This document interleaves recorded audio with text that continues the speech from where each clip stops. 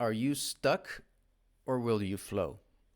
Welcome to the reading of Jun Tooj, the one fire, or Seakat, the one water. The fire and the water, the combination of the fire and the water. Let's speak about first the meaning of the sign of Tooj, of fire. Tooj, even though in Maya they have chosen fire to represent the sign, and it represents the sacred fire, the fire that burns our sins, if you want, the fire that forgives us, the fire that creates us, the fire that sparks our lives, our inner fire, the fire of creation. It represents all of that, but it also represents water. And that's spoken of, represented by the Mexica, the Nahuatl version of the sign, Atl, which literally means water. So what is it? Is it fire or is it water? Well, it's the combination of both elements. It's that combination of elements that is represented by the sign, and that is the key element for the worldview, the Mesoamerican worldview, and probably any worldview. The yin and yang. It's another way to look at it. But if we learn about it, if we learn about this yin and yang, this combination of the opposites, from the Mesoamerican version of the fire and the water, we're going to get some keys and clues to how it really works and what it really represents. One example is the tonal and the nahual. So creation, the universe we live in, it's like a great emanation of filaments of light. By itself is just chaos. There's no time and space. It's just a source that is emanating a whole bunch of strings of light. Now, we are beings, we are entities, we are tonal that gather many of those strings of light and combine them. And from that combination, a reality is created, a world is created. So this worldview invites us to see way beyond the dimension of time and space. When modern cosmologists try to explain the universe, they're kind of stuck in this time and space worldview, this 3D worldview where all there is what you can see. There's some things that you can't see that you know about, like antimatter, which are not easy to explain. But the Mesoamerican worldview gave us a much better way to explain that, a much better way to understand it, this vision of the ego, of the source of strings of light that we string together as living beings, and that's all there is. This reality, this world, this cosmos, these planets, they're all just filaments of light that we have woven together and that we make sense of. So from this worldview, whatever we choose to string together, whatever we choose to view and to do or to perceive, is what will become reality. So we're not really bound by the physical limits we would think we are. We are because we believe that. But in fact, we're only what we believe. We're only what we perceive. What we choose to perceive is what exists. And that's all that exists. We cannot perceive the universe externally from us. All there is us to perceive the universe. So what does this have to do with the Trecena, the 13 days that we're going into? Well, it has a lot to do. It has a lot to do to explain the nature of the combination of the two elements, the fire and the water. What does that mean? Well, it's the nahual and the tonal. That combination, that matter-antimatter combination, is what creates the world. And that's represented by the sign. Now, for people that are of this sign, and for the days of the sign, and in this case, the Trecena, the 13 days that will be governed by the energy of the sign, we are going to see the need to learn to flow. We need to unblock. We need to purify. Toch represents the sign of Toch, the language of the offering, the language of payment, the language of karma. Now, karma is not something that accumulates, that is quantitative. It's not like that. It's simply our own blockage, right? So, water is like energy. Energy is flowing, or maybe we could call that fire. And then there's another energy that is countering it. And from that encounter, life is created. So life is created, we are created by the encounter of two energies that are, in a way, going opposite ways. So we will always find blockages. We will always be challenged to grow. That is the constant dynamic. We're always struggling just to keep going. I'm now struggling to think and what I'm going to say to you right now. That is the nature of the universe. That is the nature of energy. Energy is just not one energy going one way. It's one energy going one way, and it's the other energy going the other way. And in that encounter, there's an explosion of filaments of light. So, Toch represents the sign of Toch, this flowing. The people that are of Toch normally rely on their intuition and their ability. They know they can flow, so they have the ability to flow. They know that they can solve things not from the mind, not from vision, but by simply doing, by simply allowing themselves to flow into the next thing. This is a skill that we all need to learn, and the Trecena, the 13 days of the Toch, is a great invitation to learn that, to learn to flow, to learn not to rely on our minds, on our plans, but rather in flowing and simply just going with the flow, not getting stuck, letting our energy go, letting our fears, our blockages, our things just come out and flow. Let's not be afraid of who we are. Let's not be afraid of what if we can mess it up. That's the importance of flow. Toch people know this. Toch people with the sign of Toch, know that they're not perfectionists. They know that they can screw things up, and they know that it's just worst if you're playing a drum and you're not really getting the rhythm. It's worse to just stop playing than to continue playing even if you're not playing the right rhythm. That's a big lesson of the Toch, and it can be represented by the drum. There's a great representation. There's a great combination. There's a great it's a great ally, the drum, for the Toch sign and the Toch person. So we need to learn to flow, and we need to also realize this universe is alive, as I've been explaining.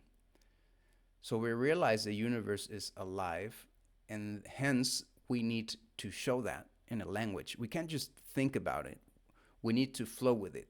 We need to understand that communication with the living world happens not just by our minds and through our minds, but we actually need to speak it out, and we actually need to act it out and to dance it out. That's why so many cultures, animistic cultures, have this language of the offering. The offering, the ritual of offering and the ritual of cleansing is but a ways to communicate with the living world and just simply tell it, we are here, we are alive, we honor you. By honoring it, you honor yourself. You are realizing yourself that you are energy that is flowing. You're not this material thing that is stuck and is unchangeable and that is bound by laws and by karma and by things that are unchangeable and outside of your power. You have all the power to change everything in your lives. We have all the power, and until we realize this, we won't get this energy flowing. So we are in a time right now when this is the biggest lesson of all. The biggest lesson for humanity at this time is you are stuck, learn to flow.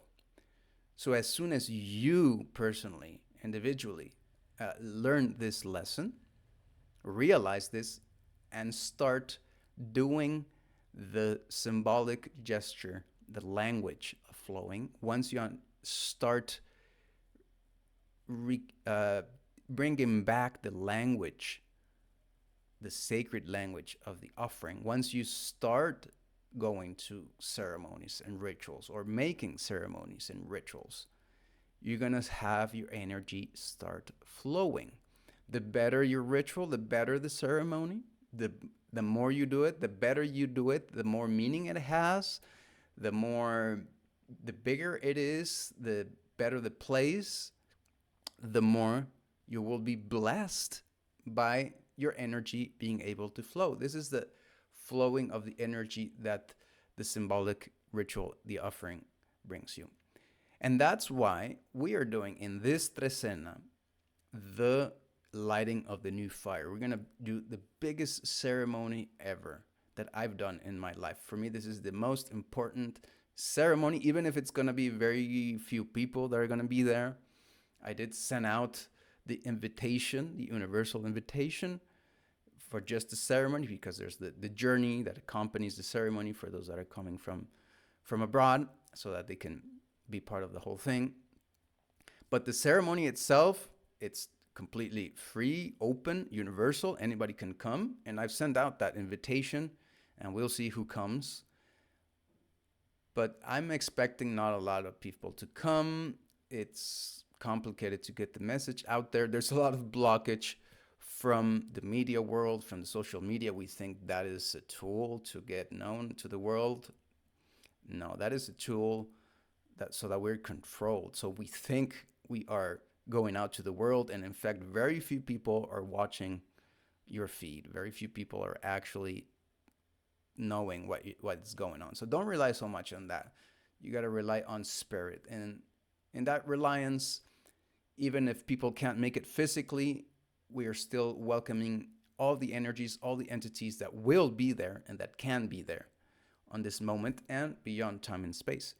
Because we're lighting the new fire. We're lighting this new humanity that needs to be born, that has realized this and that has made the decision to change, to go back to an animistic life, to an animistic consciousness, to start a new humanity. We're done with this system. We're done with this life of blockages, of suffering, of war, of environmental destruction. The only way we can get rid of that is by not going with our logic. We need to solve the problems not from the logic that created them. So if we think that by voting and that by protesting and that by doing small changes in our habits is going to be enough, no. We need to just completely transform our vision. And as soon as you do that, you're going to release your power. That's what we're teaching in this Toltec initiation, not just the ceremony, but the course that is starting from this event. We're going to start recording and start elaborating. There's a book that accompanies it, the Toltec Training Logbook. We're going to start a course with exercises and teachings that will guide you in recovering your personal power so that you empower yourself and you understand that it's all up to you. It's not until you grab your power back, until you realize that you have all the power to change the world, that the world will change. Once everyone or most people do this, realize this, then the world will change. And that won't happen until you do it. You can be sitting there and thinking, well, everybody needs to do it, so I'm just going to wait until somebody else does it because there needs to be more people. Then it's not happening. Then you're blocking the whole process. You're blocking yourself. So in this consciousness, you need to realize that it's all up to you.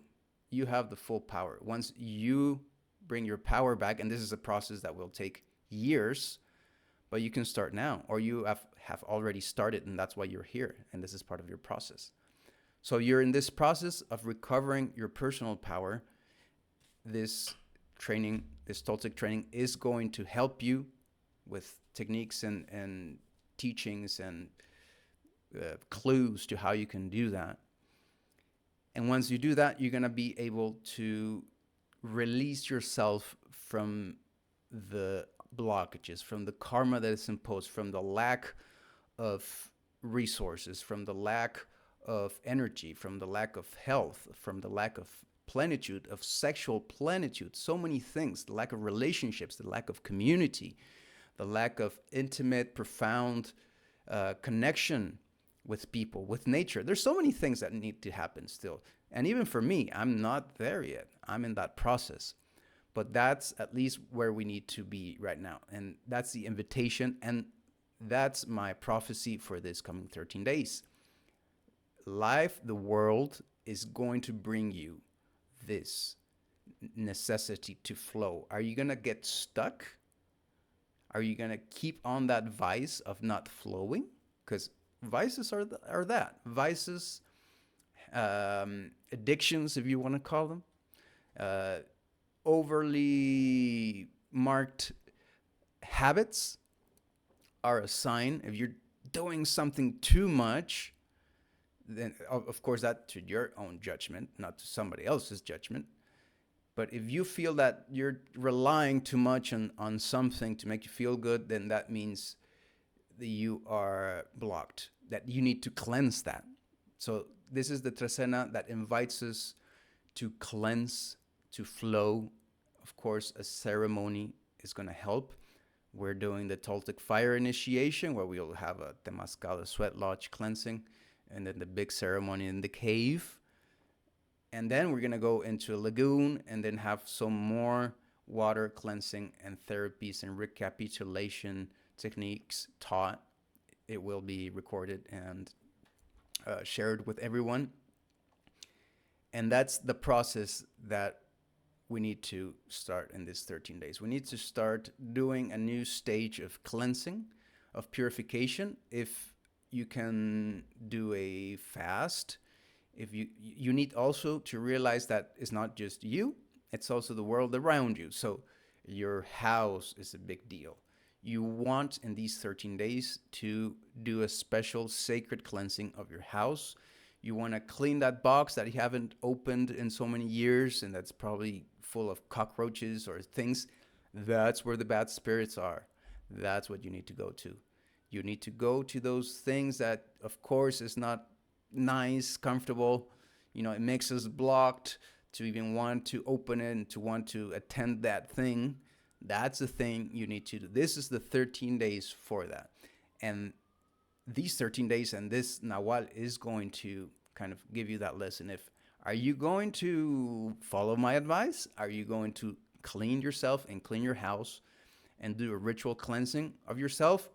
Or not, you're going to be even more blocked. And you're going to get what we call now the bad, because it's going to want to bring you that cleansing anyways.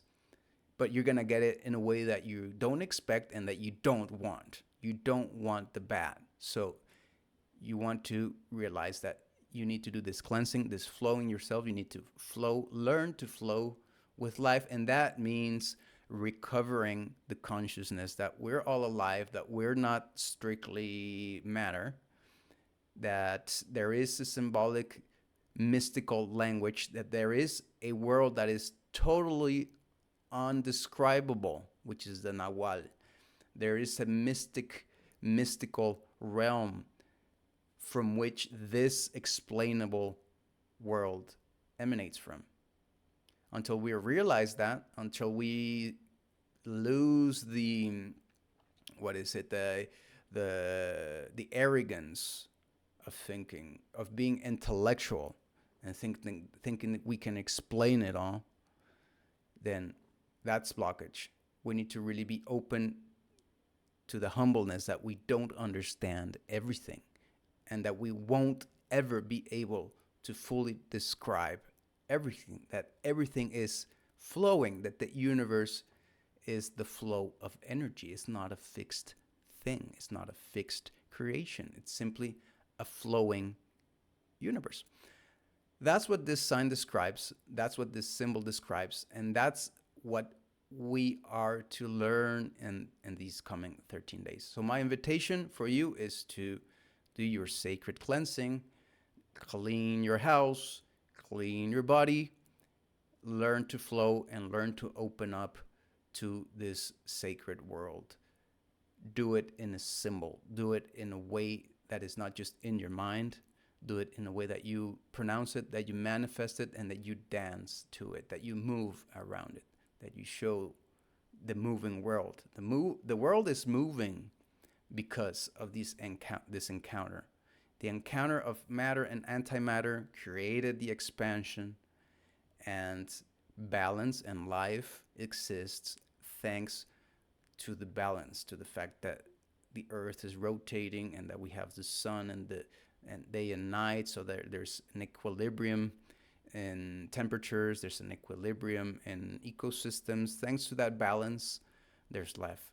And that balance exists thanks to movement. And movement exists thanks to the encounter of the opposing forces that is represented by the Atl the water that moves, the water and the fire, the sign of Tooj. Hayaya.